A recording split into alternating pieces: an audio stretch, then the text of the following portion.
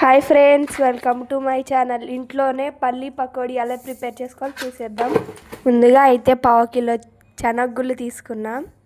కొంచెం లైట్గా పల్లీలను అయితే వేగించుకున్న తర్వాత దానిలోకి మీ టేస్ట్కి తగ్గట్టుగా ఉప్పు కారం కూడా వేసుకోండి.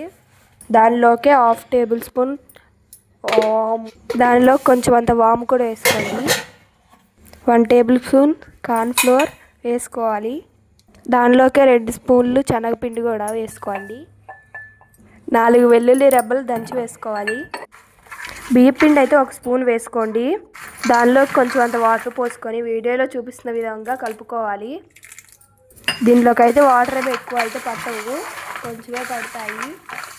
ఇలా చేసుకుంటే పల్లి పకోడీ మాత్రం చాలా క్రిస్పీగా వస్తాయి. డీప్ ఫ్రైకి అయితే కళాయి పెట్టుకొనేసి కళాయి వేడైన తర్వాత దాంట్లోకి మనం డీప్ ఫ్రైకి ఎంత ఆయిల్ పడుతుందో అంత ఆయిల్ పోసుకోవాలి. పల్లీల టేస్ట్ మాత్రం చాలా బాగున్నాయి. నూనె వేడైన తర్వాత ఇందాక మనం కలిపి పెట్టుకున్న పల్లీలను అయితే కొద్దిగా వేసుకోవాలి.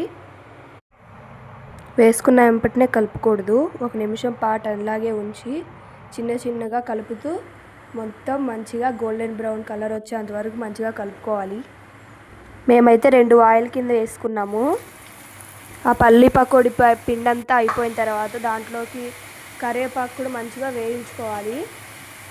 పల్లీల టేస్ట్ మాత్రం చాలా బాగున్నాయి. ఈ వీడియో నచ్చినట్టయితే లైక్ చేయండి, షేర్ చేయండి, కామెంట్ చేయండి. మరిన్ని వీడియోల కోసం మా ఛానల్ని సబ్స్క్రైబ్ చేసుకోండి. బెల్ ఐకాన్ కూడా క్లిక్ చేయండి. మరొక వీడియోలో మళ్ళీ కలుసుకుందాం. Bye bye.